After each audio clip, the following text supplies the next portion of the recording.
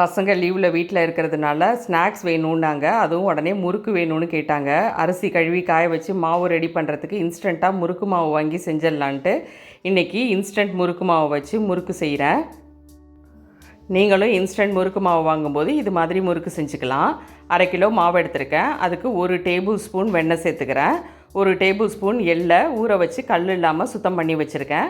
அதையும் இது கூடவே சேர்த்துக்கிறேன்.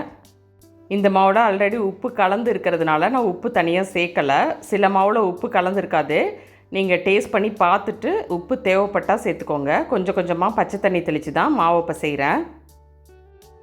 மாவை ரொம்ப தண்ணி சேர்த்துறாமல் முறுக்கு மாவு பதத்துக்கு சாஃப்டாக பசைஞ்சு எடுத்துக்கோங்க. மாவு கொஞ்சம் தண்ணி அதிகமாகிடுச்சுன்னா முறுக்கு ரொம்ப ஹார்டாகிடும். கரெக்டான பக்குவத்துக்கு இந்த அளவுக்கு பசைஞ்சிக்கோங்க.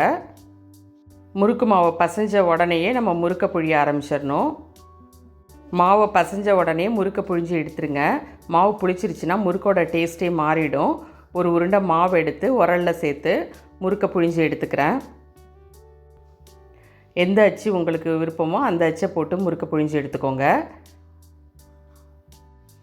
இது போல் சின்ன சின்ன தட்டில் முறுக்கை புழிஞ்சு வச்சுக்கிட்டிங்கன்னா எண்ணெயில் போட்டு எடுக்கும்போது உங்களுக்கு ஈஸியாக இருக்கும். எப்போவுமே நான் இந்த மெத்தடில் தான் முறுக்கு புழியிறது.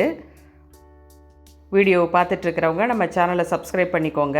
இந்த வீடியோவை உங்கள் ஃபேமிலி அண்ட் ஃப்ரெண்ட்ஸுக்கும் ஷேர் பண்ணிவிடுங்க. எண்ணெய் சூடானதும் முறுக்கை ஒன்று ஒன்றா சேர்த்துருங்க. ஒரு பக்கம் வெந்ததும் முறுக்கை திருப்பி போட்டுக்கோங்க. பார்த்தா தெரியும் சலசலப்பு அடங்கிடுச்சு. இப்போ முறுக்கை திருப்பிக்கலாம். ஏற்கனவே தெரிஞ்ச டிப்ஸே நான் சொல்கிறேனேன்னு நினைக்காதீங்க. புதுசாக செய்கிறவங்களுக்கு நிச்சயமாக இது ஹெல்ப்ஃபுல்லாக இருக்கும் நான் சொல்கிறதெல்லாம். முறுக்கு 2 பக்கமும் வெந்ததும் எடுத்துடுங்க. சூப்பர் டேஸ்டான கரகர மொறுன்னு முறுக்கு ரெடி ஆகிடுச்சு. இந்த லீவில் பசங்களுக்கு இது போல் ஸ்நாக்ஸ் செஞ்சு கொடுத்து அவங்களையும் ஹாப்பியாக வச்சுக்கலாம். நாளைக்கு வேறொரு வீடியோவில் பார்க்கலாம். தேங்க்யூ.